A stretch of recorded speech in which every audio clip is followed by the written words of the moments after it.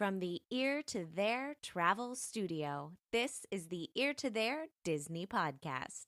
The Ear to There Podcast, it's time to start the show. Be sure to hold on tight, here we go. Exploring all the different Disney destinations. Ear to There, it's time to start the fun. Hello everybody and welcome to the Ear to There Disney Podcast. I'm your host, Phil Gramlich. I am also the owner and operator of Ear to There Travel, which is a Disney-specialized travel agency. It's my job to take away all of that stress, all of that anxiety, and all that time that it takes to plan a Disney trip so you can focus on the fun things like having a phenomenal time with your family and friends and enjoying the magic. And I take away all that anxiety, I take away all that stress, and I give you back all that time at absolutely no extra cost to you. So I will plan it all from your hotel, your resort stay, to fast passes, dining, special event tickets, individualized itineraries, you name it, I do it. Again, absolutely at no charge to you. Just think of me as the Doc, grumpy, happy, sleepy, dopey, bashful, and sneezy to your Snow White. I'll do everything possible to guide you on the best trip you can have, but I won't be the one in charge of kissing you to wake you up. Okay, that's weird. Listen, I'll be your sidekick. That's what I'm trying to say. Anyway, I'm not your prince, all right? I'm your dwarf. Okay, this is getting weirder by the minute. This is episode number 110 for the week of February 12th, 2018. Now grab a drink, grab a snack, and as a famous mouse once said, on with the show.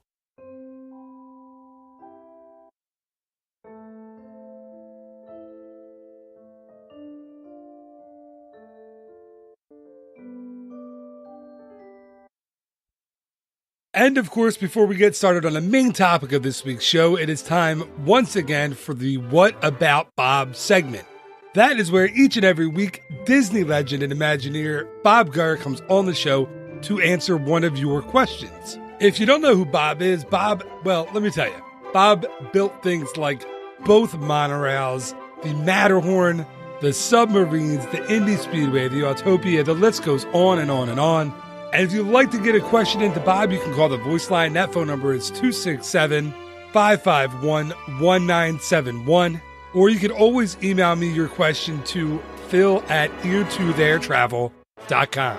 Okay, and as always, this week's What About Bob segment is brought to you by the Waltland Bus Tour. Each and every month, Bob Gurr takes guests on a bus ride through Southern California. You make stops in Glendale and Burbank and in Los Angeles to visit all of the important stops in the history of the Disney company, but more importantly, in the history of the man, Walt Disney himself. If you would like tickets for this tour, just stop by www.waltland.com. All right, without further ado, here he is, Disney legend Bob Gurr. It's What About Bob? Bob Gurr, the legend, creator of the Matterhorn, the monorails and the Haunted Mansion. What about Bob, the Disney legend? Okay, Bob, this next one is from Alex in San Jose, California. And Alex wants to know, Bob, what was your proudest moment while working for Disney? Oh, there's about 10,000 of them. I'm not sure. maybe if you could give me a couple then.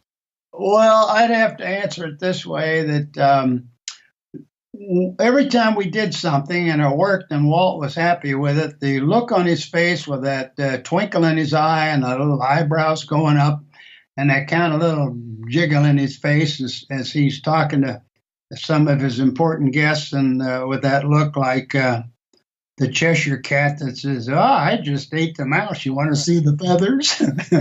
It was kind of a general attitude thing. But I would have to say, when we, the monorail, I think it was the night before the opening, when the Nixon thing the next day, nobody else drove that train except me. We didn't have time for anybody else to even be trained with it. So I drove it all the time. Drove it like one lap and then it'd break or something. But we had a railroad guy, Earl Vilmer, who was very conservative, railroad, old school, and is such a steam engine guy. And the monorail to him was so advanced, and it was in his area of maintenance responsibility. And as I drove the train first time at night, and I remember going up over the top of the waterfall, and then I heard this quiet voice on the radio with no call. I just heard these words, "Ah, a thing of beauty." Huh. And that kind of lasted with me forever. That's cool. That's Because really it came from a guy who was from a previous century. Sure, a guy who probably wasn't exactly ready to embrace the technology of an electric train. That's exactly right. Yeah. So that one, that really sticks out. Awesome. So thank you so much again to Bob for answering another question on the show. And thank you to Alex from San Jose for asking that question. I really appreciate it. I know I say it each and every week, but it's just a treat to have Bob on the show. The guy is a genius. It's such an amazing and neat opportunity to have him on every week. So thank you again. Okay, now on to episode number 110 of the Ear to There Disney podcast.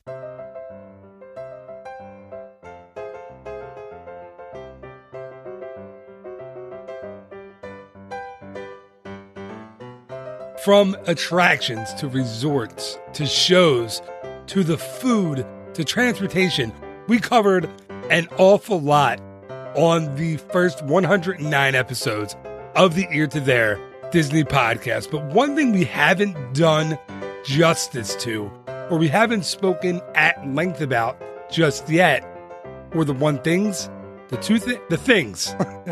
The things we haven't spoken that much about are the stores, because Walt Disney World offers all kinds of different types of shopping for basically any type of shopper in your party.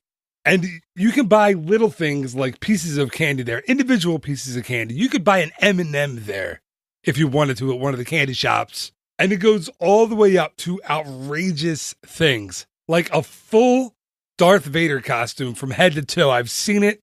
It's in the tens of thousands of dollars, I believe. I mean, I wish I could buy something like that. Or to the Crystal Cinderella Castle, that's well over $10,000. I mean, you could buy whatever you want in Walt Disney World. So we figured it was time to give you let's call it our top 10 Walt Disney World stores and shops. Here to talk about his favorite stores and shops in Walt Disney World is a man who routinely buys his wife lavish gifts. Why can't I say that? Lavish gifts at Kate Spade, New York, and Disney Springs. Johnny Shortsleeve, welcome back to the show. Not true. That's not true at all. I don't know where you heard that one. I like to go to the Army Navy surplus store because they got BOGO Wednesday there. Last week, it was BOGOs on gas masks. Oh, boy. That was a good time right there. Love hanging out. Hey, there's One-Eye Pete. How you doing? Shout out to One-Eye Pete. How you doing, buddy? Love my crew over there at the Army Navy surplus store on 192. Good times. Well, at least One-Eye Pete can listen to the show, I'm sure, if he has one eye. Yeah, he doesn't read the blog. Yeah. Neither do I. There hasn't been an active blog in a while, so so he's not missing anything. No, once in a while I'll put something up, or I'll the videos, all the live videos go to the blog. But other than that, I haven't been much of a writer. I've been busy, got a lot of stuff going on. Yeah, you're a mover and a shaker, man. Yeah, shake and bake. Business expanding and all kinds of crazy stuff happening. Shake and bake. What's funny is I instantly think of two things with that when you say something like that. Obviously Ricky Bobby and John C. Reilly. And then, do you remember the old Shake and Bake commercials from like the 80s? Is that still a product? Is that still on the market? I couldn't tell you. I don't know. I know in the 80s, my mom used to buy it. I remember her shaking it up in the kitchen. I don't know if it's a thing, but I remember there was and I'm going to butcher this, but there was a kid with a Southern accent. After, his mom let him help make the shake and bake chicken, and everybody's sitting around the table, and the dad's like, That was delicious. But the dad has the accent, but I can't.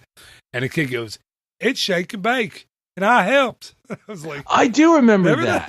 Remember that kid? I do remember that. And I want to know, like, how many, like, what is the batting average of all the users of Shake and Bake where they had the bag break on them and all the Shake and Bake went all over the house? Maybe that's why it isn't the product anymore. I don't know, I honestly haven't seen that. I don't even know, would that be in the breadcrumbs section? Whenever I am sent for breadcrumbs at the store, I have the hardest time finding breadcrumbs. There's no like uniform spot to put them in a grocery store. Sorry, crazy tangent. We moved to our house that we're in like a year and a half ago, and it took me like forever to get used to the new supermarket in the area. I couldn't find anything. Anyway, breadcrumbs are difficult. That's all I gotta have go to say. panko, man. Panko all day, every day. Is that in the but where do you find it? Is that the international section? Is that with like the Japanese foods? No, the candy aisle. Oh, all You right. just smash up a couple Twix bars. Use that as your breading for your chicken. All right, you have me coughing and choking. All right, let's get into the topic because I've made Captain Crunch chicken. That's actually excellent. I made that back in the day. I was anyway. That's a good recipe. Man, you should go with the old Sugar Bear chicken. Yeah, all right. The old Sugar Crisp. I don't know.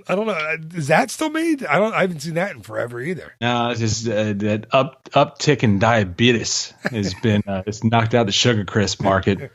All right. Who was the one with the diabetes? Who's that? Wilford Brimley. I was gonna call. I couldn't think of the name. I was gonna say, all right, Wilford Quaker Brimley. oatmeal didn't knock out the diabetes. All right. We're gonna get ourselves into trouble. So we're bringing it back to our favorite shops and our favorite stores in Walt Disney World. I had my reasons why I picked my list and why I chose what I chose. I'm curious to see, is that right? Curious to see which kind of tact you took on this list. So I don't know who usually goes first. You usually go first? Yeah. So let's go with your first one because I want to see kind of how you take this. So, and I don't have any specific orders. So this isn't, first through fifth in terms of my favorites, but I went around the horn and tried to think about the shopping experiences at Walt Disney World that I thought were unique and interesting and fun. And these are the places that I'd like to just go and hang out and walk around and not necessarily buy something, but just really enjoy the atmosphere and the excitement and the vibe of what's going on. So that being said, the first one I thought of was Memento Mori over in Magic Kingdom, which is the gift shop that is right at the exit of Haunted Mansion, which kind of borders or is sandwiched between Haunted Mansion and Columbia Harbor House. It used to be the old Smucker's Jelly Barn or whatever that was called over there. What is Smucker's, right? Yeah, and then wasn't it Yankee Trader or something like that, the Yankey Trader Company for a Something while? like Yeah. But I always kind of got weirded out by like, who wants to come to Magic Kingdom and buy jelly? Can you please pass the jelly? Remember that commercial? Please pass the jelly. I know that one too. That was a good one. Do you know what Memento Mori means in Latin? Dead something? I took Latin for 5 years in high school. In Latin, it means remember that you have to die. Kind of morbid. Yeah, that's a great name for it. Well, thank God they didn't use that name. They translated name. That would have been bad. Yeah, I'm sure that had to have been played into the whole aspect of the theming, but is that like a battle cry when you're eating fried Twinkies? Memento Mori! They're starting to sell fried Twinkies at the Magic Kingdom now. I know, man. Over Old at the Friar Nook. Yeah, man. They should name it instead of Friar's Nook FRIAR is FRYER. Yes, just like fry everything. Yeah, I mean it's just a big old fry pit. Yeah, fried Oreos, fried Twinkies, Twix bars. Why not? A buddy of mine, he has something he calls Friday, FRYDAY, the day after Thanksgiving, like Black Friday. Wow. But what he do is he deep fries turkeys, and you come over to his place and you bring whatever you want. You could bring some of your leftover turkey. You can bring vegetables or different meats, or he deep fries bacon and butter. I mean, like all kinds of stuff he'll do. Oreos, but they take the oil from the turkey that they did the day before for Thanksgiving, and they just have this big, massive cardiac arrest party with it called Friday, Fryday. So anyway, Memento Mori. How about that, everybody? Memento Mori in Magic Kingdom. It's a great segue. You brought it right back. Isn't it amazing how easily I can segue? I mean, it's like we're professionals. It's almost like we're professionals at what We've we're been doing this a while. I think we are professionals at this point. Yeah, I mean, it was like 15 years of podcasting, and it's, right on there, right in the beginning. Yeah, so this is supposed to be, I think, the story I heard when they were designing it, and the Imagineers kind of put the backstory in there that this was supposed to be like the former home of Madame Leota. So there's a lot of different nods to Madame Leota, and obviously the attraction for Haunted Mansion. So there's a lot of neat little things you can see in there. And the other thing is interesting is you can kind of hear things going on inside this shop. So it's hard when there's a lot of guests in there, but there's some neat little effects that are going on in there as well. So, and there's there's the little portraits where you can get done with your face that has yourself kind of turned into a ghost. I like the fact that they do have a lot of kind of unusually themed items. So if you think about what would be the typical theme park gift shop that you might design, it'd be T-shirts and hats and keychains and whatever other kind of generic items that they have. They really do a nice job of throwing in some really unique offerings that are themed to Haunted Mansion, houseware type of items, or even clothing and costumes and things like that, and toys. So to me, and Haunted Mansion is one of my favorite attractions of all time. So that is another plus for me for why I like it.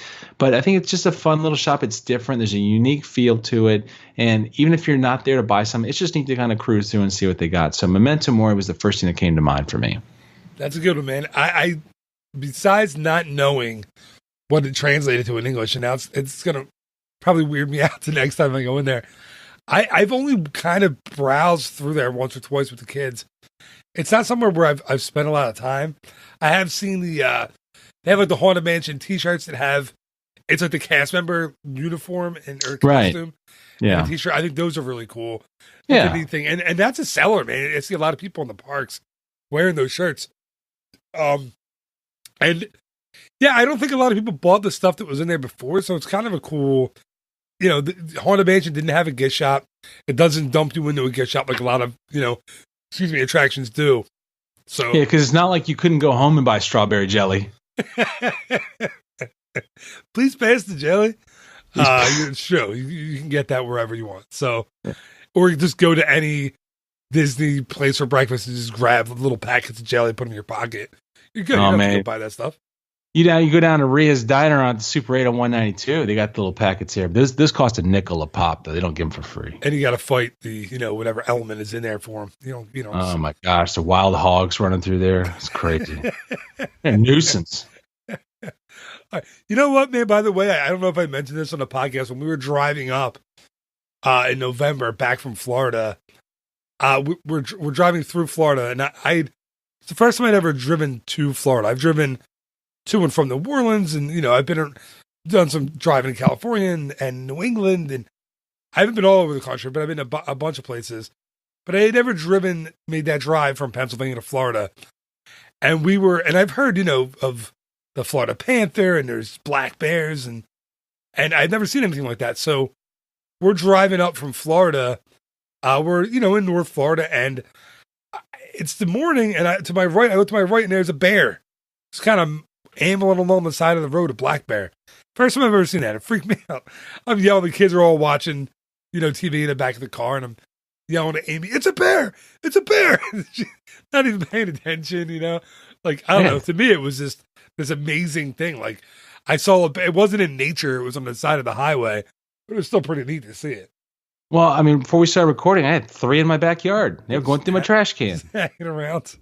Just hanging around. They don't bother nobody. They take the trash out for me. I don't even have a compost pile anymore. All right. So my first pick it's going to segue pretty well from yours, because you said your Memento Mori doesn't have the typical T-shirts, souvenirs kind of thing. My first pick does have that. That's basically all it sells.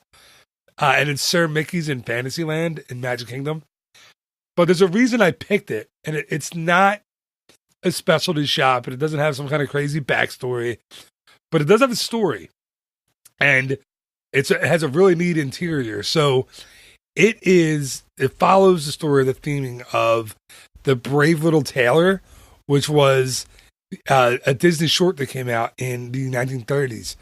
So if you go in, and it's Mickey Mouse as the brave little tailor, and in the film, he climbs the beanstalk, and there's the giant, and it's the giant that now we know is Willie the Giant, but back then he was just like the evil giant in 1938 or 39, whenever this came out. But the cool thing about the shop is when you go in, when you walk in the door, look to your left, there's the Mickey Mouse Brave Little Tailor statue. He's in there. On the outside of the shop, I think there's a sign that says, the tailor was Mickey Mouse, and it's like, be back in however many minutes, I forget. But when you walk into the shop, look up. Like, we both know of another podcaster that does the whole look up, look down, look all around kind of thing. But it's really true. Look up into the ceiling of the Sir Mickey shop in Fantasyland, and you'll see the giant is lifting the roof off of that shop, and he's kind of peeking his head and his nose in, and it's like a to scale kind of life-size giant poking his nose and his eye into the shop, and there's remnants of the beanstalk that have grown throughout the shop, and it's just it's a really neat thing, and I think a lot of people haven't seen that. The Brave Little Tailor. I mean, who's seen it? It's from the 30s. I know my kids haven't seen it, and I haven't seen it since I was a kid. So yeah, I mean, it's Sir Mickey's. I'm sorry, Sir Mickey's. Yeah, Sir Mickey's is themed to that film. It's really neat, and yeah, just go in and check it out. It's something that's really, really cool. So that's my first pick. So funny idea. So how there's this Instagram thing at Disney, where people like to take their photos at the purple wall and the blue wall, and there's the zigzag wall. Yeah. Why is that not one of the Instagram backdrops? Like I know exactly what you're talking about. Yeah, because and then they have like the tree kind of peeking through there too. Yeah. It is a cool little set, and it is. Unfortunately, it's one of those shops you probably blow past a lot when you're going on your way. Like in the morning, first thing, you're racing to get into Fantasyland to do all the attractions. And, when you think about doing shopping first thing in the morning, then, plus there's the Emporium. Everyone kind of thinks about that's the place to hit. You're right. That one kind of is kind of stuck in the shadows of the other experiences in Fantasyland and other shopping experiences in Magic Kingdom overall. But that's a cool pick. Thanks, man. And not only that, it's stuck in the shadow directly of Cinderella Castle. Like it's right behind it. So if you're walking through, you're right. You're going to walk right past it. And it's got Castle Couture around the pathway on the other side. Couture, I think. Couture. I don't know how you say that. I didn't finish high school. So I got my GED while I was in prison. That's not true. You too? That's not true. I've never been arrested. Well, knock on some wood, man. What's Good that? Gravy on some wood. That's another story. Anyway, yeah, you don't want to jinx yourself tomorrow. You go out and commit a white collar crime. Yeah. But you will walk right by it if you don't know it's there. And I've taken people in there to just show them the giant lifting the roof up, and they've never seen it, and they've been in that shop before, because you don't necessarily look up at the ceiling because you don't know what you're missing. So it's cool. Anyway, man, that's my pick. That's kind of what my theme was going to be is different kinds of unique shopping experiences. So I like it. To give you a little window into the way my head was working. So.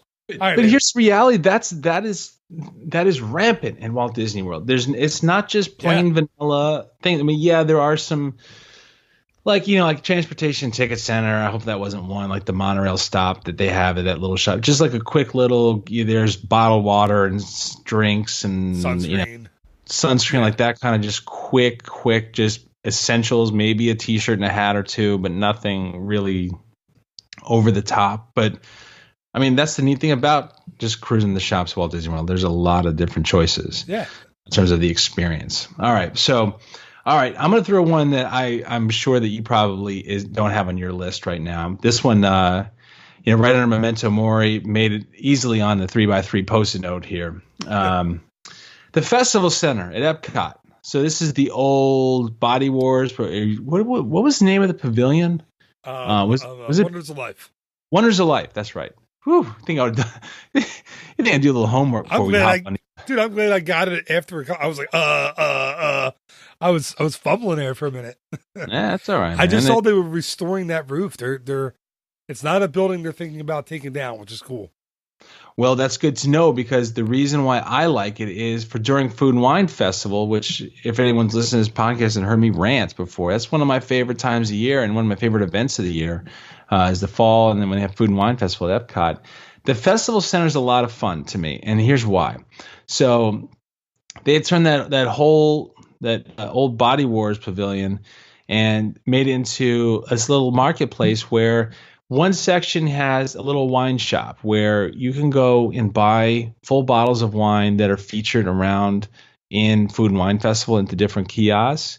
It also has different area for little seminars for wine tasting. So they'll invite the different vineyards who are being featured at Food and Wine Festival to come over. I think most of them are from California, the ones that they bring in, and let them talk about their wines and just the culture of growing the wines. And they're really fascinating seminars to sit through, and you get a chance to taste the wines. Then they also have little like a merchandise section over there that has a lot of the Food and Wine Festival themed merchandise. And again, not just T-shirts, but yeah, they have T-shirts and hats, but a lot of cooking themed souvenirs. So different cookware kind of items, and that are kind of fun and neat to have for souvenirs. And there are some little food offerings that are out there, like a little quick area to eat, and they have a little snack area. I think Ghirardelli usually has something set up through there, like a little chocolate thing that they do. And sometimes, depending on when you're doing it, they'll have like little samples that they'll give you.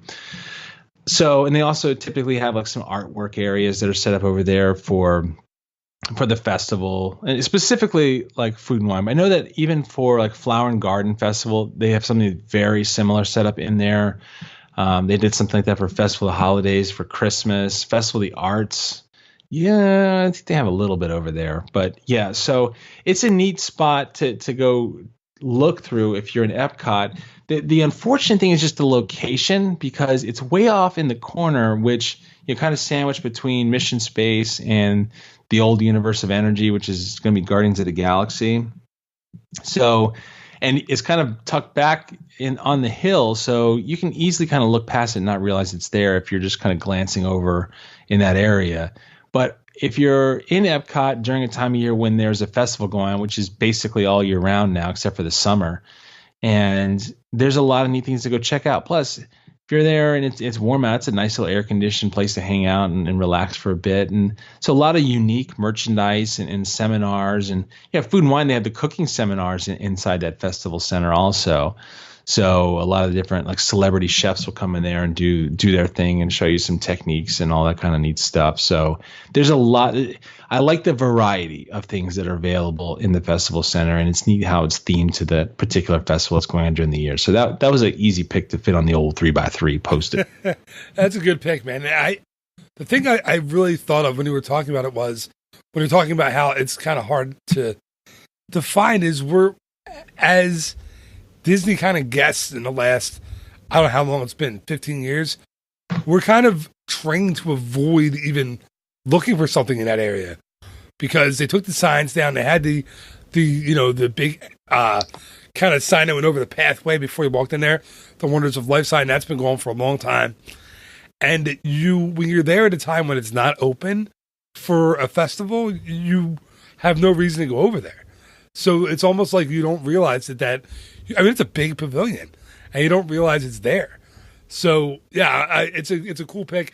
My knowledge of wine, like when I've tried wine at the Food and Wine Festival, I honestly I want to say I know a good wine from a bad wine. I don't. I mean, I know what I like. and it's not that I don't like wine. I do like it. I just don't know enough about it to even talk about what's good and what's not.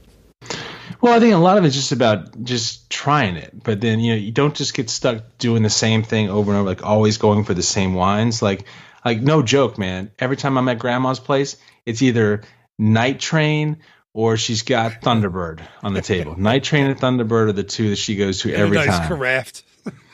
Yeah. But she's a classy lady, man. She's straight out of the bush. She drops a straw in there. No, she puts in the carafe. She brings it out for the company, for the occasion. Yeah, I mean, have we mentioned the Facebook page? I don't know if you even know about this. What Facebook page? You haven't seen this? What? That your grandma has a Facebook page now. What? Yeah, she got on Facebook. I didn't know. I thought you knew. I tried to get her. We'll have to talk to her. I've seen her like the last few days. Every day I go up there to the property and hang out with her. She's got the garden going, getting ready. She's planting garlic right now. What she's on Facebook now? Yeah, she talks about the what is it, the Thunderbird and a couple other things. I've seen pictures. My goodness, I don't know, man. Why would she not say anything to me about that? All right, I'm gonna go over to see her on the weekend. I'm gonna have to have a little chat with her, see what she's up to. You offline, we'll talk off. I gotta find. I'm gonna see what she's posting on there. Yeah, maybe I don't know. Maybe she's building up an online personality. She's getting a little bit of notoriety from the podcast. What? So you never know. My goodness, I don't know what she's doing.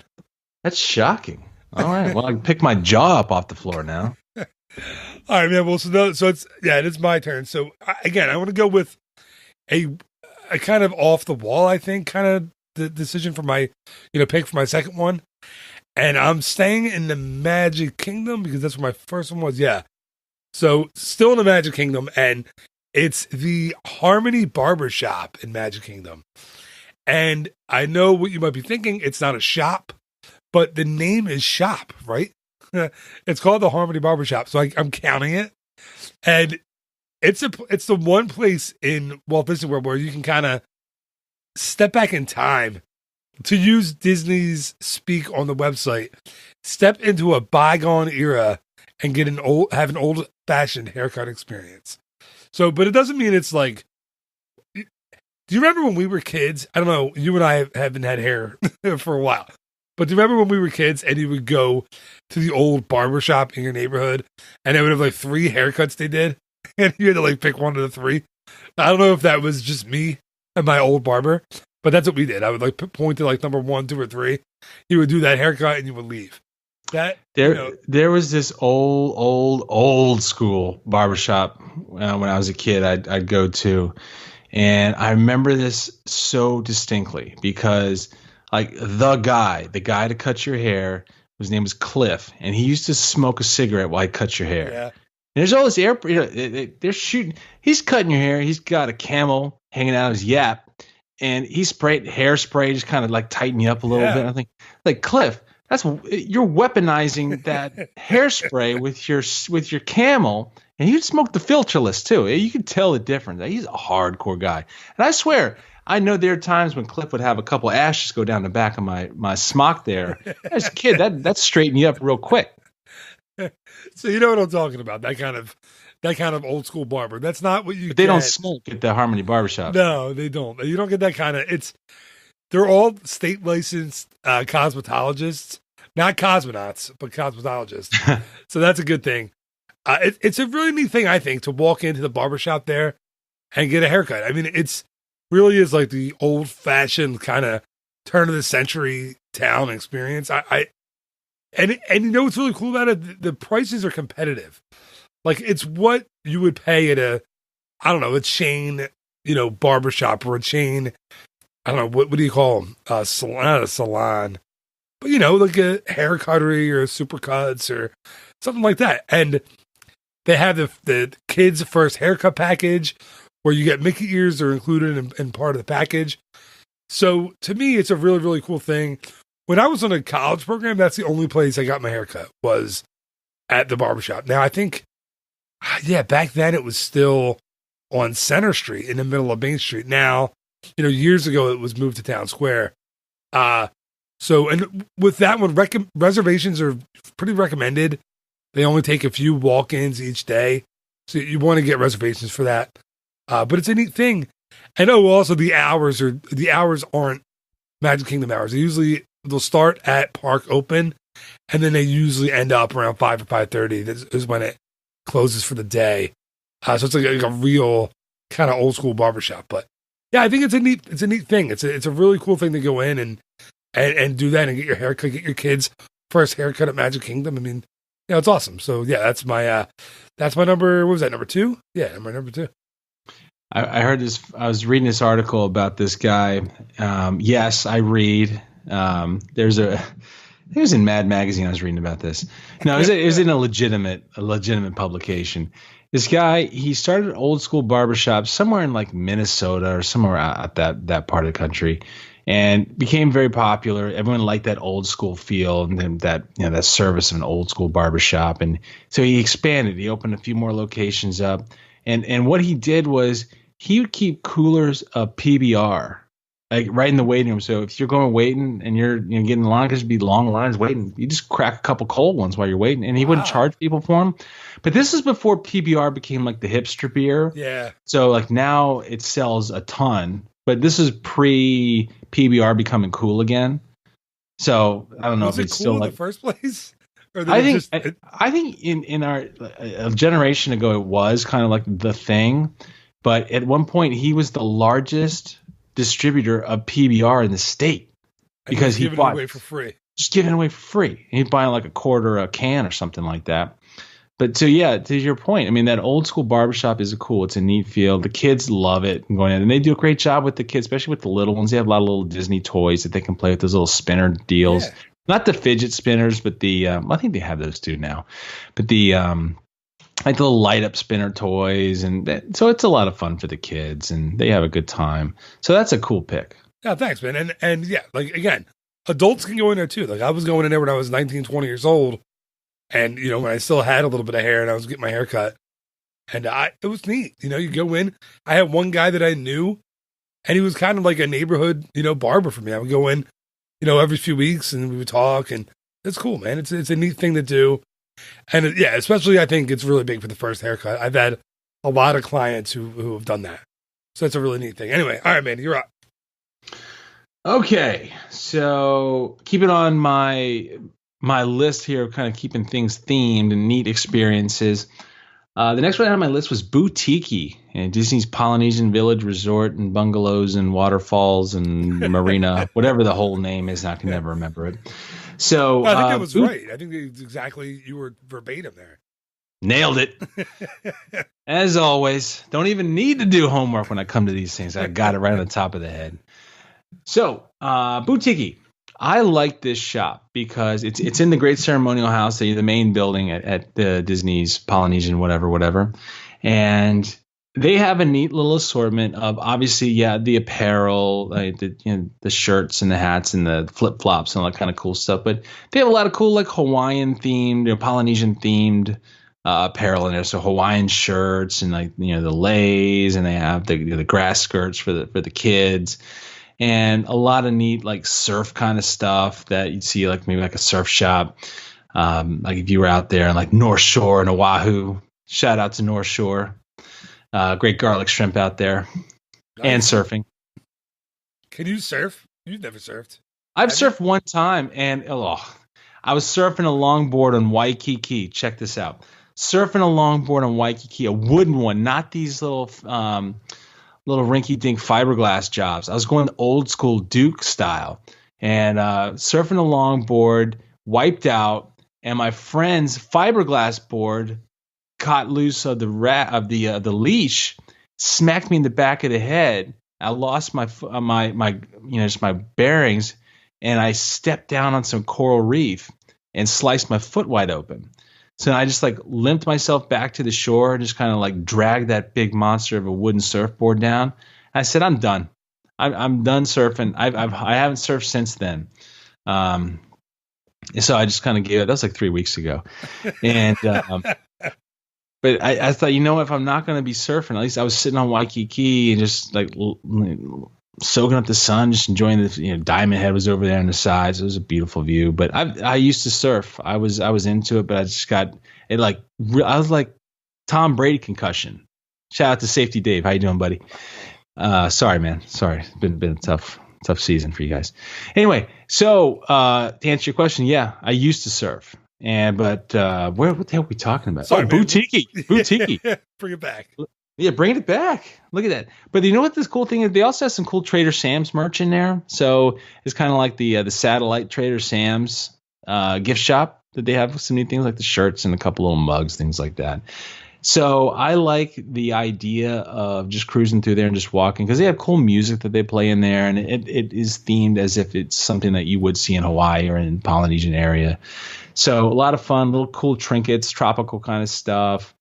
Ukuleles. They have ukuleles, and I love me ukulele. Just like your guy that does the new theme for what's our new podcast. Why don't we go ahead and plug it real quick? Go ahead and give it a shot. It's called It's a Food World, and it's the new Wednesday show that you and I are doing together. So we've done one episode so far, and I'm looking forward to many more. It was fun. It's fun. Look how I pulled that plug in there. Well done. Man. It's called cross promotion there. It is. That's really, really well done.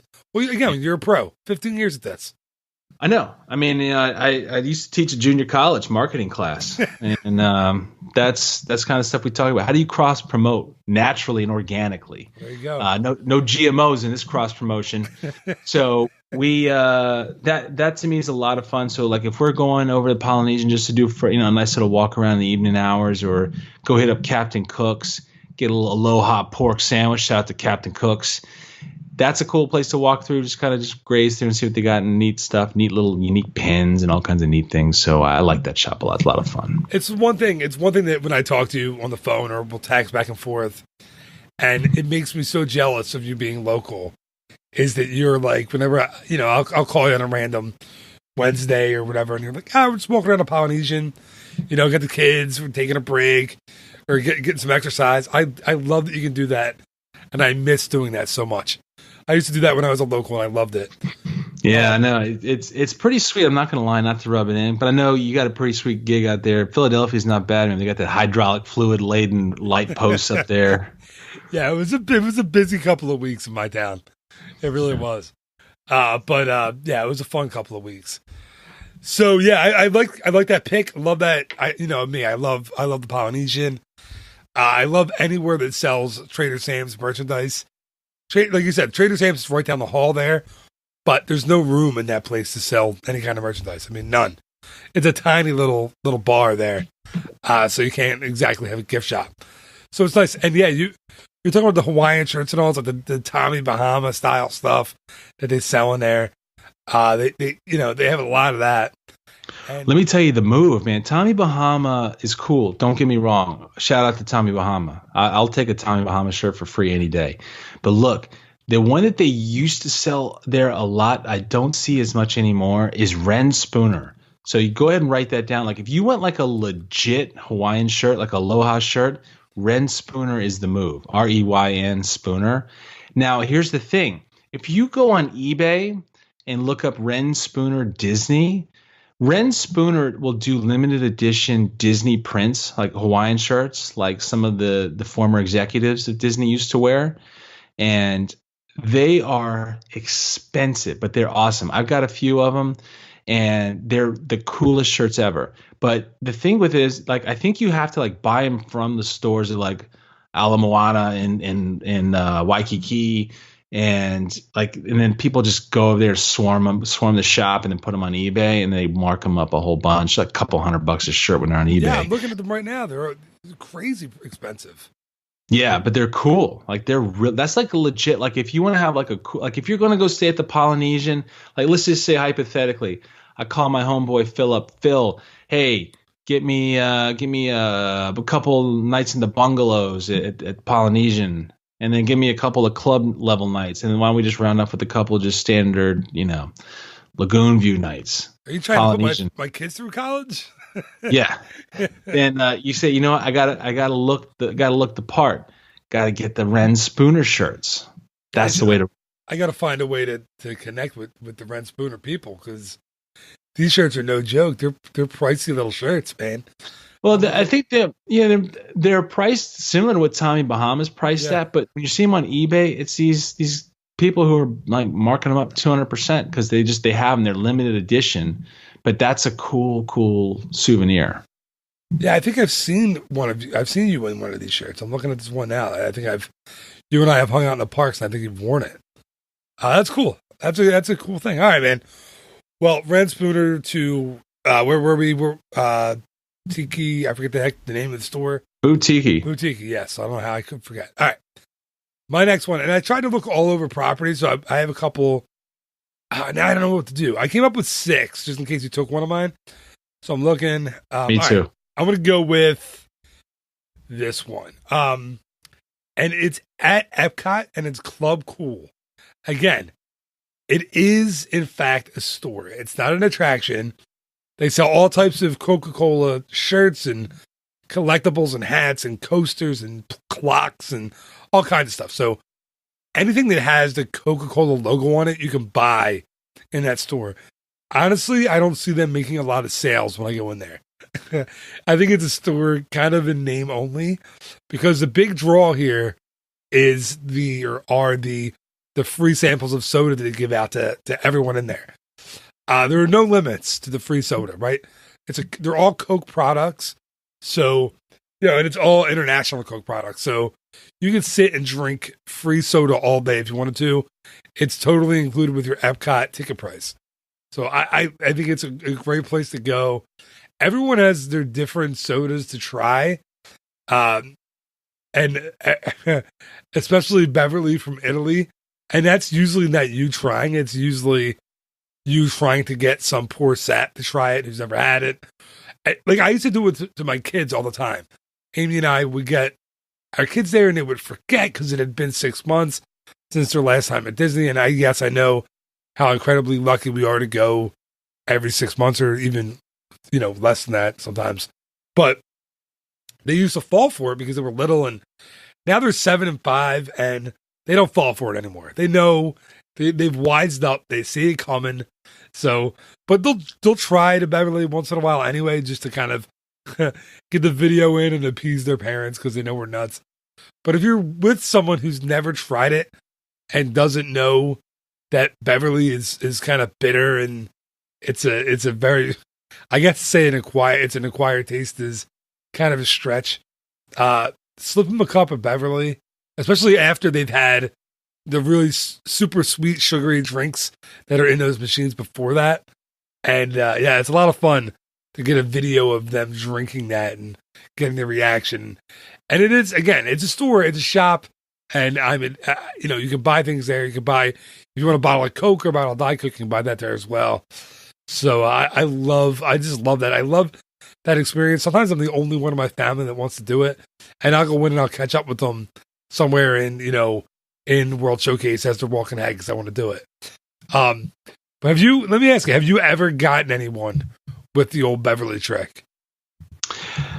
So I have, and I tried it on my kids, and I didn't try to do a video of them or anything. I just wanted to kind of see their reaction, to see how they did with respect to like that kind of strong flavor. And they did have that kind of puckered face reaction to it. Right. And I can't remember if it was my daughter or my son. One of them said they wanted the seconds of it. They went back for more after they kind of got used to what it was that was what they were experiencing. But I can't remember who I was talking to the other day. Somebody was telling me how they like it and they try to buy it. And I don't know where they were buying it from. They found some place that they found some source for it. So yeah, I mean, I guess, because is that from Italy? Is that where it's from? Yeah. What did they find? Some kind of, alley Beverly dealer somewhere in Orlando? Yeah, Tito. Yeah, he runs a van down on 14th Street. He's got a primered van. He sells it out the back. Sometimes it's 14th Street. Sometimes it's on OBT. Yeah. Yeah, he sells it. On that one. What's that? I just made myself laugh on that one. All right, man. We here in Orlando don't say the full names of anything. We brief everything. It's down on OBT. Yeah, you know me. Yeah. Good pull. I try. Once in a while, I'll get something funny. All right. To keep it fresh. Yeah. I like to keep the show fresh each night. And my Fozzie Bear invitation. All right, man. What do you got? What's your next one? Where are we up to? We each did 3 now? So I'm on my 4th one now. Okay. So this one is very similar to what I've been talking about before. I kind of hesitate to say it, but I really do love this. And this is a shop that I go to every time that I am in the vicinity. It's the Tower Hotel gift shop. I love that store. That was definitely on my honorable mention list. I almost put it on my list. Okay, good. I'm glad we're on the simpatico on that one. So for those of you who might not be familiar right away with the name of it, it's a Disney's Hollywood Studios. It's the little gift shop that is at the base of the Hollywood Tower Hotel, which is once you're done riding the ride, then the Twilight Zone Tower of Terror. That's what you will enter through to exit the building. So I like it because it really does embody the whole experience that you're having at that attraction in terms of being in a hotel. This is like what you would expect to see as a little sundry shop in a hotel. And it's themed to the grounds in terms of the time and period of Hollywood, kind of a glamorous hotel store. So they have these really nice bathrobes for sale and a lot of little neat little hotel types of things, like little stationery. There's also, the little bells, like for the bellhop. Oh my God, they have to go. The poor cast members that work at that store. People can't walk past those bells without hitting them. Well, I think you have to be over a certain age to work there, and you have to have an issue with hearing. So you would have to. Right. So, which keep in mind that while that works well for them to not have the problems with the bells ringing all the times, that means you as a guest need to be mindful of that issue so that when you have a question, it's more like, hey, Ray, where are the pins at? You gotta like really project. Oh, the poor real cast member who's going to listen to this podcast, or where a guest listens to this podcast is going to have to talk to him. It's going to be insane. Anyway, I'm sorry, man. Go ahead. You're gonna be like, Johnny told me to speak up. This is why we haven't been able to communicate. So there's a lot of other neat little things that they've been adding recently in the hotel Tower Hotel gift shop, which is some neat shirts and apparel and some nice artwork in there that's themed to the Hollywood Tower Hotel that I think is really kind of nice in terms of being able to have a keepsake that really kind of helps you remember the experience of being there. But it's beautiful, like beautifully done stuff. Like I'm not just talking about like a t-shirt with a neat print on it, like really nice, like high quality apparel that they also have kind of themed, like very subtly themed. Like it doesn't scream t-shirt you got from a theme park. It's more of, hey, that's a really nice shirt. Where'd you get it? And you just kind of like, oh, that's something. There's a nod to Disney on there somehow. So that's kind of neat how they're doing that and try to really to plus the experience of what you're able to get from that shopping experience. So I like that, and even just to hang out there, I love the background music that they play around the grounds there. It's always fun to listen to that. So that was an easy pick for me, the Tower Hotel gifts. That's a really good one, man. And I love the music. I love sitting there and just kind of browsing the shop. And yeah, you're right. I'm a big fan of the subtle merchandise, like the nod to the attraction that's not screaming the attraction's logo or the name. Or I try to buy, like when I get Disney shirts online, I try to get the ones that are like the nods, the kind of quiet nods and stuff. Like I have I have a dentist shirt that says, whatever, Sherman Dentistry, whatever, 42 Wallaby Way, Sydney, Australia, and it has a clownfish logo. I love that stuff, and it's a really cool thing, and it's a neat store, and I totally agree. And now Disney can spend, now these days they can have all their tower merchandise in Orlando because there's no more tower out in California, which I have to say, after riding Guardians of the Galaxy out there, they improved that attraction 100 times over. It's so much better now than when it was Tower of Terror out there. because Tower of Terror out there didn't live up to the one in Florida. It just really didn't. It wasn't even close. So I'm glad they changed it up. But yeah, great pick, man. Yeah, thanks, man. Appreciate All right, it. so I have two more. I actually have two more, and then I'll have an honorable mention if you don't take one. So, okay.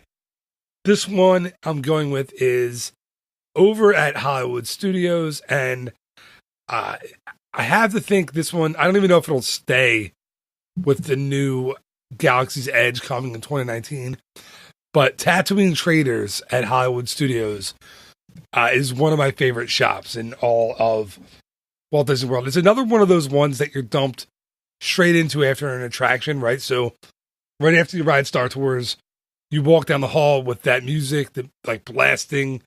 You feel like you just kind of saved the galaxy, and then you enter the shop, and it has every type of Star Wars merchandise you can imagine, right? So there's action figures and Legos and T-shirts and hats, and you name it, they have it. If it has Star Wars on it, you can get it there. But my favorite part about this store in particular is the Blade Builder little kind of station where you can build your own lightsaber. And I wasn't into listen, you know what? Let me lay the cards out on the table and be honest.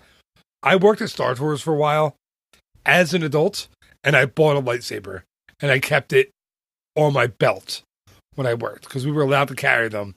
So I would have lightsaber battles with guests in the hallway after they rode Star Tours. That was a lot of fun, and I got to, the kids would have their lightsabers, and I would get mine out, and I had to lose every time. I couldn't, go beating up a kid, but it was a lot of fun. But yeah, so the Blade Builder thing, like you can build whatever kind of lightsaber you can think of. Like you could have the Darth Maul lightsaber where the blade is coming out either end. You have like several different kinds of colors. You can put, make the blade like, curved or, not the blade, I'm sorry, the handle where the blade would come out like curved or straight, or they have all different kinds of options. You can make it as big or as small as you want to. Of course, you pay per piece, so depending on how big you make your lightsaber, you'll pay a little bit more money. But it's a really cool thing, and I think it's something they're going to build on when Galaxy's Edge does open. I think they're going to have, this store, and it's going to be maybe like a supersized version of this store somewhere. I think they have to. In a land where you can buy, or they continue that, build a lightsaber kind of thing. But it's really cool. And for somebody like me, who's a big Star Wars fan, to kind of walk through the shop and listen to the music and see all the people excited about all the stuff in there, I really like it. I'm looking forward to 2019 when the people who work at the Star Wars shops are actually like aliens and, Wookiees and whoever else, who knows what it's going to be. But for now, that's enough to kind of to crave or to satisfy my Star Wars cravings. So yeah, I really like that store. And it's huge in there. And you know what's funny? It's massive in there, but it's always so crowded because there's just so many guests who love hanging out in there and seeing all the new, because they do a nice job of rotating the merchandise in there, because it seems like every time I'm in there, it's always something new that I'm seeing, which is, I think that's true for most of the shops at Walt Disney World. But I think for Star Wars fans, that's extra special because, I know that folks who are Star Wars fans who do like to collect a lot of the, the apparel or all the different little toys and trinkets and things like that. It's neat that there are so many different choices of things that come out, and they realize that that's what the fans want. And that's cool that they do that. They do a really nice job with it too. And it's themed really well too. It is. It still has a bit of that old school Hollywood Studios backlot kind of theme on the inside. You know what I mean? Yeah. Like it's not, the inside of the store isn't totally themed. The outside has the Tatooine kind of look to it. It's pretty cool. But yeah, I imagine soon you're going to be getting a lot more like chances to buy Star Wars stuff in the parks. It's going to be neat. They also have that Star Wars store over at Launch Bay where they have all the stuff in there as well. So they kind of have two Star Wars stores in Hollywood Studios right now. And since you're a wine dude, have you seen the Skywalker Ranch wine in Launch Bay? I don't think I have, actually. No. So that's George Lucas's wine, right? And it's not cheap, but I don't know. I've never tried it. don't really have the desired. I mean, it's expensive for me. If it's not $2 chuck, I'm not down right now. So for me, if it's not in a box, I'm probably out. If it's not in a bag and it's not a brown paper bag that has the top rolled back, I don't know why that move is done, just to kind of whatever. I mean, but anyway, yeah. If it's not Night Train or if it's not Thunderbird, no. I heard it's on his property, like where he has his little workshop there, and I guess they have a kind of a small output because they don't have a lot of land right there.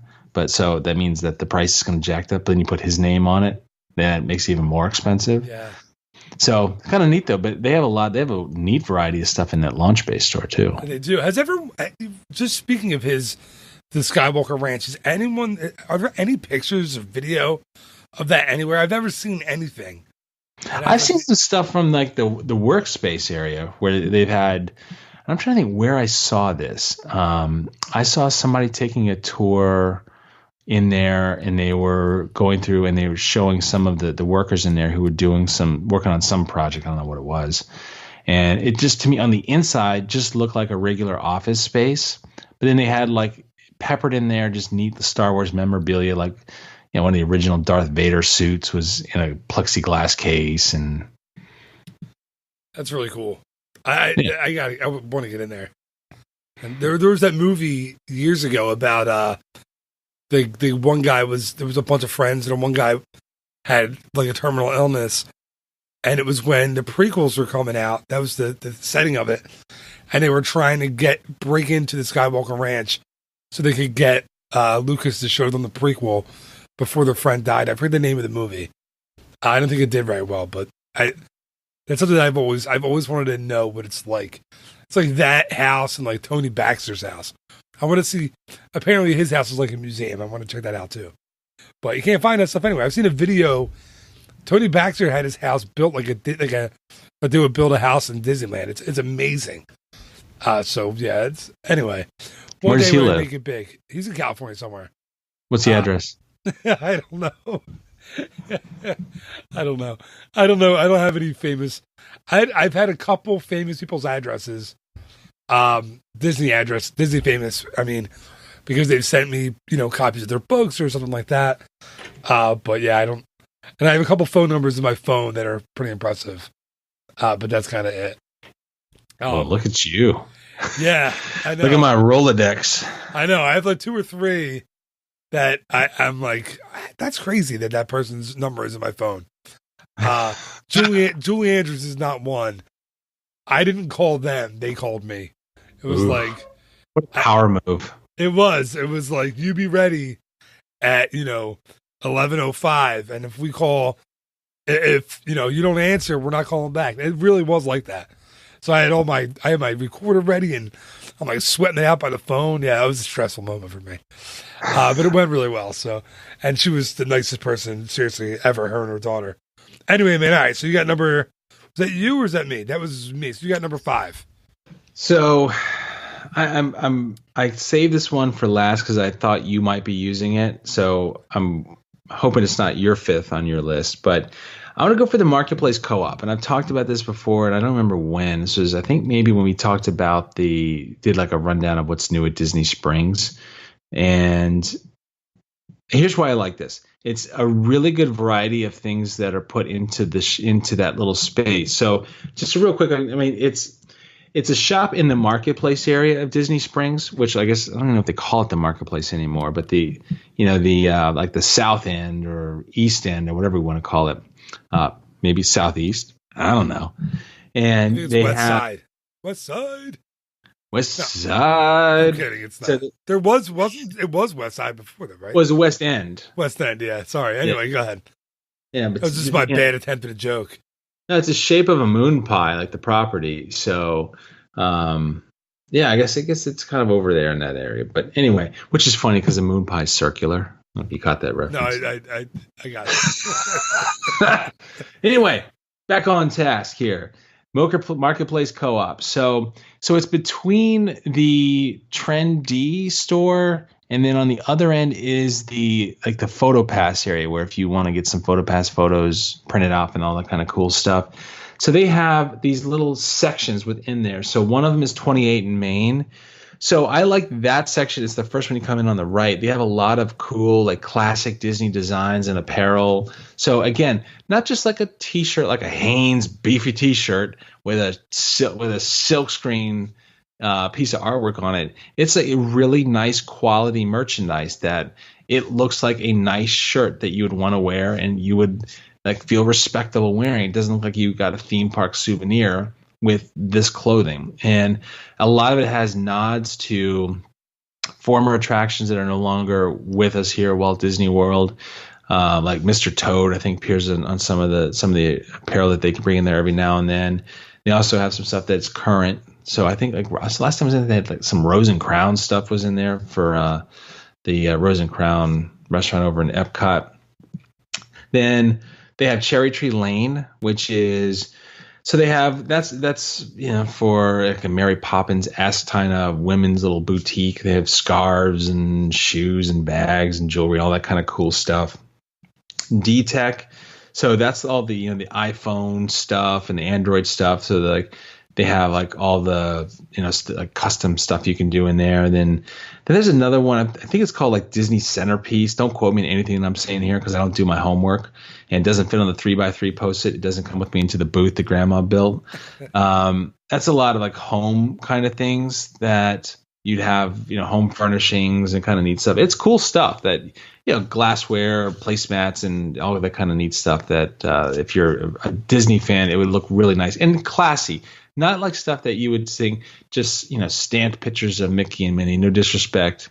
Love Mickey and Minnie. Shout out to Mickey and Minnie. But some neat things to like some of the attractions and lands of Walt Disney World that I think are really neat little conversation starters. Excuse me. Then there's another section. It's like all their travel stuff. I think they call that like Tag or Disney Tag or something like that over in that little corner of the co-op where they have right now they had like a lot of suitcases. So the suitcases that are themed like to different characters. Like there's some Marvel stuff that's there, and some Star Wars stuff that's in there. And then there's I think I can't remember if I would mention this one. There's a gallery in there too. So there's like some art, kind of artsy, kind of different things that you can buy, which are kind of neat and unique that you can't find anywhere else inside Walt Disney World with some of the offerings they have in there. So I know there's Art of Disney further down in the marketplace. This is, kind of more unique and funky kind of stuff. So it's a neat mix of what you might be interested in if you're looking for some cool souvenirs for yourself or for friends. If you go to Walt Disney World and you leave the family dog with a friend for a week while you're hanging out here in Orlando, you want to bring back a nice gift to the person who took care of the pooch. You want to do something nice. That's cool options right there to bring back some nice little classy Disney souvenirs. Dude, I love that store. It's a really cool pick too. I really like the old school kind of classic Disney stuff they do there. Like they'll have the old Jungle Cruise merchandise you can buy, or the Orange Bird stuff, and they rotate it and they change it a lot. It's a really cool store. I didn't have it on my list only because honestly I didn't go over to Disney Springs at all. I stayed in the parks. Excuse me. But I saw, I did the whole when I was going through it. All the stores. I pulled up all the stores for Walt Disney World on my my computer, and I was looking through them all, and I saw it, and I was like, because I couldn't really focus on that. I'm kind of scatterbrained, and I didn't want to I couldn't focus on one section. But you did a good job. You did a much better job than I would have of going through like the little section of the store, and it's kind of hard to explain because it's one of those stores that has like all these different sections. It's almost like I'm trying to think, like it's almost like a department store. It has little tiny departments with different stuff. I really like that store. It's really, really cool. So good pick once again. And you didn't take mine. I didn't take yours. We didn't double up at all. That's really amazing how we've done. We might have done that once, if I were to guess, that where I had something that you wanted or vice versa. But it's pretty crazy how we can do that. We can kind of pick each other's figure out what we think the other person's going to pick and steer clear of it. Yeah. Yeah, no, it is. And again, it's just 15 years of experience doing this, you and I. It's been a long time. So we're used to it at this point. Yeah, I mean, grandfathers of podcasting. I mean, that's people have to go back and listen to our old shows. Yeah. I have to put that link up one of these times. Oh, it'd be nice to hear some of that old reel-to-reel stuff we used to do. Oh man, it sounded so pure. It's like listening to a vinyl record. It is, or an 8-track. Yeah. I don't know. 8-tracks don't sound very good at all. Anyway, digital's nice, but going back to that reel-to-reel, that was good. When I was a kid, when I grew up, I grew up in a house in Philadelphia, 4 houses away from my grandparents. It was a really cool thing. My whole childhood was, I grew up with them. With my parents, moved to a house 4 houses away.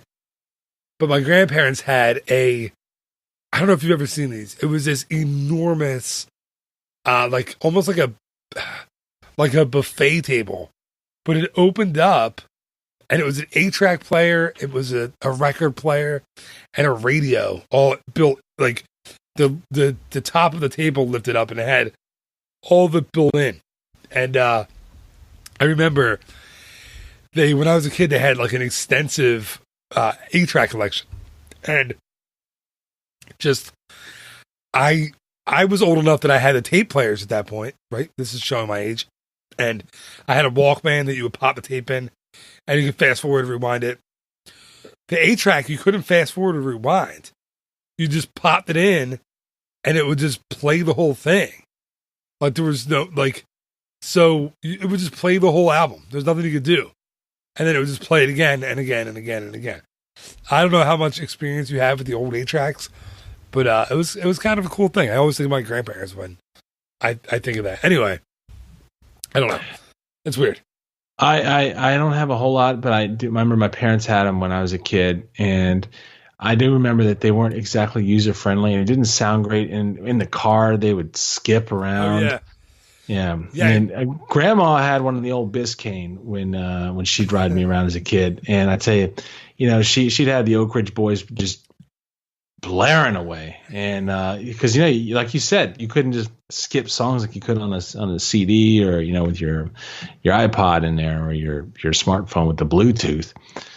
You just listen to the whole Oak Ridge Boys and that whole catalog just going reel to reel, back and forth. I remember there was a whole bit by Sinbad, the comic, who talked about how every song had to be good, because he said if you want to fast forward, he just drove around a little more to get back to that song.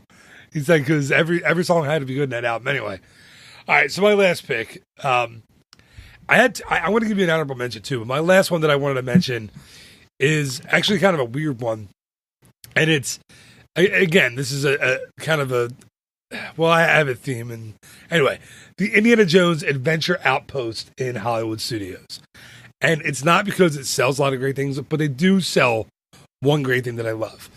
But the main reason it's on my list is I'm a huge, huge Indiana Jones fan, right? I think Raiders of the Lost Ark is probably the best film ever made. It's just a phenomenal movie. I like it more than Star Wars, and you know how much I go nuts over Star Wars on this show. I like it more than that. It's been my favorite series since I was a little kid. I love it. And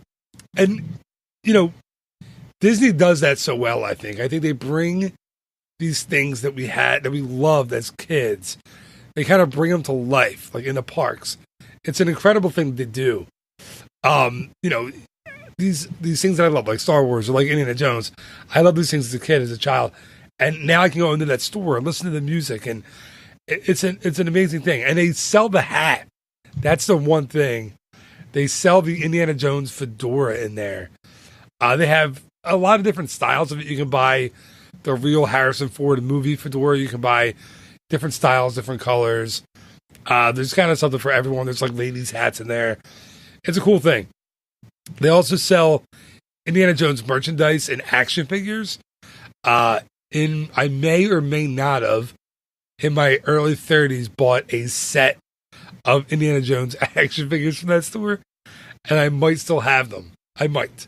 The thing is, I open them. I'm not one of those collectors that leave stuff in a box and waits for it to go up in price. I opened them all, and it's a little embarrassing to admit, but I used to like kind of set them up in my house, like on my dresser, but there would be scenes. And I was in my 30s when I did this. That's true. But then when it's a precursor to Elf on a Shelf. It is. It's Indiana on the. I couldn't think of anything. On a mantle, and that's terrible. Didn't even rhyme. But when we had kids, I put them away, and I'm saving them for Jack, for when he's old enough to watch the movies. I want to give him the action figures. And they have like Indiana Jones figure has like the gun and the whip and the satchel and all that stuff and the hat that comes off, and it's really cool. Excuse me. So yeah, I mean, I love that store. Again, all the Indiana Jones, like the scores are playing when you're in there, so you hear all the music from the films, and it's right next to the stunt show. And then there's a little pathway. If you walk past both the stunt show and the shop, walk down a little path. You're allowed to walk down there, and they actually have vehicles from the films. There's an old school Jeep from I think they're both from The Last Crusade. There's a Jeep from The Last Crusade, and there's a tank, like a German tank from Indiana Jones and The Last Crusade. So yeah, it's really neat to actually see the props kind of from the movie down there. So yeah, for me, it's the thing is, it's Indiana Jones. You can kind of walk up and touch it and walk through the stores, and I just love that section of the park, and I hope they don't get rid of it. That is a neat shop, and I'll tell you what, man. If you're in Disney's Hollywood Studios and it's a hot day, that's a really ice cold shop. I don't know why, because they do crank the doors open in there, but they have AC blasting in there. I think that's probably why, right? It's like the open air. They do have the doors open all the time. Yeah, so if you need like an air conditioning break, that's a cool spot. And there's also like you notice the stairway up there in the very back. I didn't even know there was a stairway back there. Yeah, next time you go there, check it out. I don't want to say a lot about it, but it's kind of creepy, kind of cool. I don't know if it's meant to be creepy or cool, but it's an interesting way they've integrated in there, and it's functional. There's something that I think there's like an office or something up there, but it looks like they just do such an amazing job. They don't phone it in with anything at Walt Disney World in terms of theming and design. And so even something as mundane as a stairway leads up to, I don't know if that's where they store inventory or if there's a little office up there, but it looks like, you're inside one of the buildings that would have easily fit into the set of any of those films. Yeah. I don't even know that stairway, but I can imagine now I have to go check it out. When I'm down next month, I'll have to go walk down there and look at it. Because it's one of those things, like I don't walk down that pathway every time. There's no reason to. But if you want to go see the tank or see the truck back there, well, actually, it's also that pathway now is where you sign your kids up for the Jedi Training Academy in the morning. So yeah, you would walk down there for that. But it's a cool shop. It's a cool area. My one that I didn't get to was, and this is kind of it's my honorable mention, my little throwaway, was the Sea-Base gift shop in the Living Seas at Epcot. There are like tons of those, attractions that kind of dump you out in the gift shop. For some reason, I think of this one on my first or second trip there. They sold astronaut ice cream in that store, and I bought the astronaut ice cream there and tried it. I have vivid memories, and that's the only reason it was on my list, of eating astronaut ice cream in that store at the Seas Pavilion.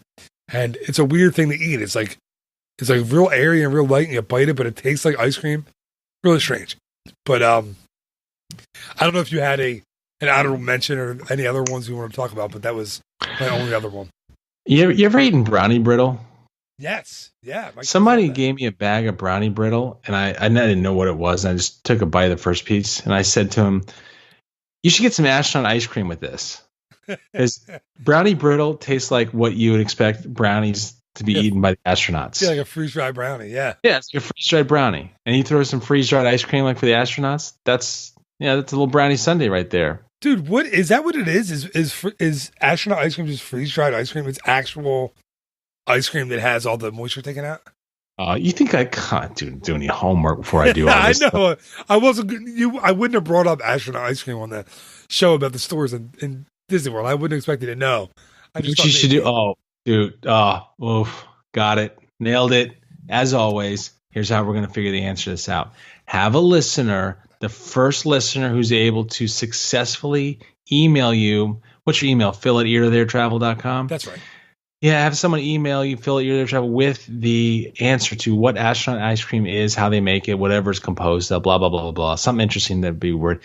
Give them like $100 off the service pack. You know, what you charge for doing like the fast pass reservations and the dining reservations, the Magical Express, the wine tastings, all that cool stuff. I mean, that's a pretty, like, could you do $100 off that? I would, but I'd be losing my commission because I don't charge anything for my services. Wait, so, you don't charge for that? So you charge, but that's for the quotes, right? You charge for those. Maybe take it off the quote charge. No, I don't charge for that either. Just nothing. What?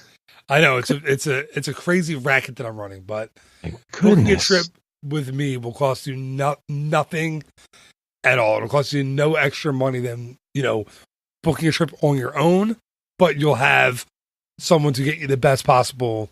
Here comes the plug. It'll get you the best possible, trip price for your resort stay, and I'll get you the best. I'll get your excuse me. I'll do your fast passes free, your dining reservations, special event tickets, golf tee times, all that stuff.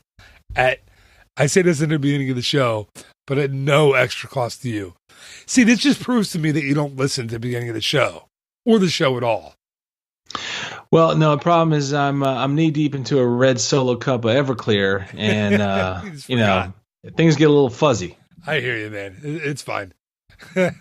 So listen, man, thank you again for that, and thank you, as always, for coming on the show, and dude, and thank you for being the co-host of the new show. That's really cool, and I'm really looking forward to a lot of episodes of that. So thanks for everything, man. As always, I appreciate it, and you got to look up your grandmother's Facebook page. I can't believe you didn't know that it existed. I think she's like under like celebrity or something on that page. I don't even know if I remember my Facebook login. I have to go see if I can find that somewhere written on a Post-it note. Stuck to your computer in the shack, in the recording shack that she built. Oh yeah. So you have plush indoor-outdoor carpet in there. It's nice. It is. It's pretty sweet. I've seen the pictures that you sent. It looks very, very nice. So I know I always ask, and you always have something that, interesting or fun to talk about at the end of the show. Do you have anything you want to mention? Anything you want to plug? Anyone you want to mention on the end of the show here? Oh, wait. So can I get like 30 seconds? Yeah, man. Go ahead. Really? You helped me so much, so of course you have 30 seconds. No, I appreciate it. It's not really for me. It's for a friend of mine. No, thanks, man. I appreciate that. Yeah, I got a buddy of mine, Dimitri and Richard. They're over there at this little cool little spot that they're doing. It's a nonprofit organization here in Orlando. It's called the National Moped Association. It's a 501c3 organization, tax exempt. That means you can donate to their cause and tax deductible all day, every day. They have something. It's a safety themed, safety focused organization. They have what they call the 3 S's. It's safety, and safety. I don't know. They spell them all different, like Tony. And safety is the key to. Sorry, to I don't mean to laugh. I saw something on TV. Oh, you watched? You got one eyeball on TV. Yeah, wow. you know. I'm not podcast really a pro, machine. Yeah. You're multitasking. I like it. So, Dimitri and Richard, they reached out to me and said they had an alknosis. They call them alknosis. It's act like you know. And we had a problem coming around here in Central Florida area with safety. One of the 3 S's is moped owners and operators not using proper eye protection when they're riding on the mopeds. Because now, if you're riding with the full face bell, you got the windscreen down, no problem, you're good to go.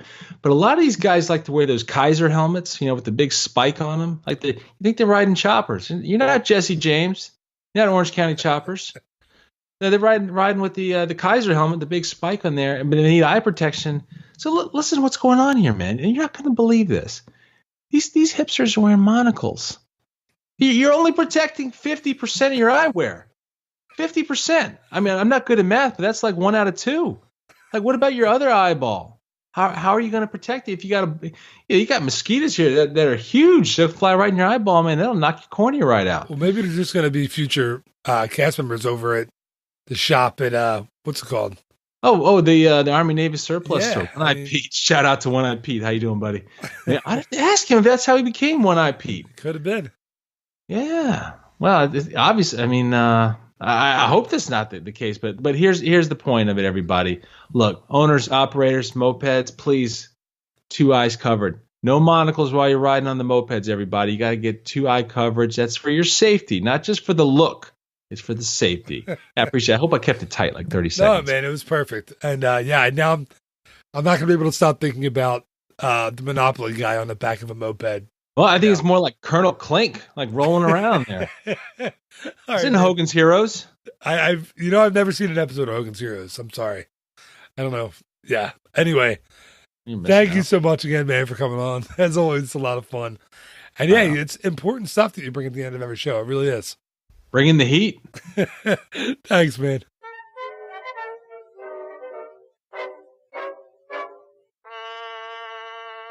And that is going to do it for this week's episode of the Ear to There Disney Podcast. Thank you once again to my co-host, to my friend, to my brother from another mother, the one, the only Mr. Johnny Shortsleeve. These shows are a lot of fun.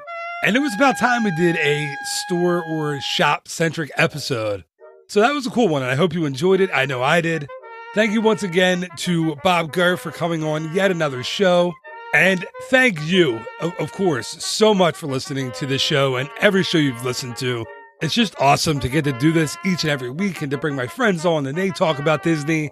Oh, and then I have Disney legends and celebrities, and it's an amazing thing. So thank you so much for listening. These are a blast. I hope you're enjoying them, and I hope you keep tuning in each and every week.